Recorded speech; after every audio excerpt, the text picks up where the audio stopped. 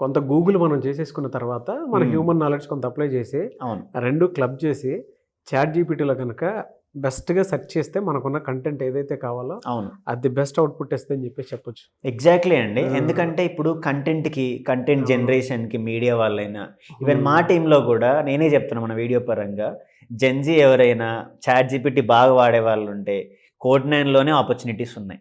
అంటే మేమే హైర్ చేసుకుంటాం. ఎందుకంటే ఇప్పుడు జెన్జీ వాళ్ళ టాలెంట్ ఎలా అంటే వాళ్ళకి అన్ని తెలుసు ఎలా యూజ్ చేయాలో, ఒక రీల్ ఎలా తీయాలి, చాట్ జీపీటీ కానీ గిబ్లీ వర్షన్స్ ఎలా క్రియేట్ చేయాలి, అలాంటి వాళ్ళే యూజ్ చేయగలుగుతారు. సో కంటెంట్ జనరేషన్కి ఏలో చాలా రోల్స్ ఉన్నాయి.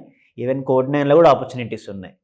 సో ఈ వీడియో చూస్తున్న ఫ్రెషర్ ఎవరైనా కూడా వాళ్ళకి ప్యాషన్ ఉంటే కంపల్సరీ Code9లో ఆపర్చునిటీ ఉంది.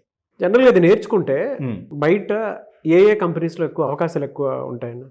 అంటే ఇప్పుడు ప్రాంప్ట్ ఇంజనీరింగ్ అనేది ఒక జనరేటివ్ వేలో ఒక పార్ట్ అని చెప్పాను నేను. అంటే ఈవెన్ ప్రాంప్ట్ ఇంజనీర్స్ అనే ఒక జాబ్ రోల్ కూడా ఓపెన్ అయిపోయింది ఇండియన్ మార్కెట్లో. అంటే ఫ్రెషర్ లెవెల్లోనే ఈవెన్ 6 lakhs నుంచి స్టార్ట్ చేస్తున్న కంపెనీస్ ఉన్నాయి. కొంచెం హ్యూమన్ నాలెడ్జ్ ఉండి ఇలాంటి టూల్స్ వాడడం తెలిస్తే టాస్క్ తగ్గిపోతూ ఉంటుంది కదా, టైం సేవ్ అవుతుంది కదా. అందుకే అంత నీడ్ పెరిగిపోయింది మార్కెట్లో. సో అందుకోసమని ఇప్పుడు మన కోర్సులలో కూడా మేము పవర్ బిఐ, ఎక్సెల్ వాటికి చాట్ జీపీటీ లింక్ చేసేసామన్నమాట. అంటే ఒక స్టూడెంట్కి ఇవి యూజ్ చేయడంతో పాటు ఆ ప్రాబ్లమ్ సాల్వింగ్ అప్రోచ్ తెలుస్తూ ఉంటుంది. అలా కోర్సులో కూడా ఎంబెడ్ చేసేసాం మనం ఇప్పుడు.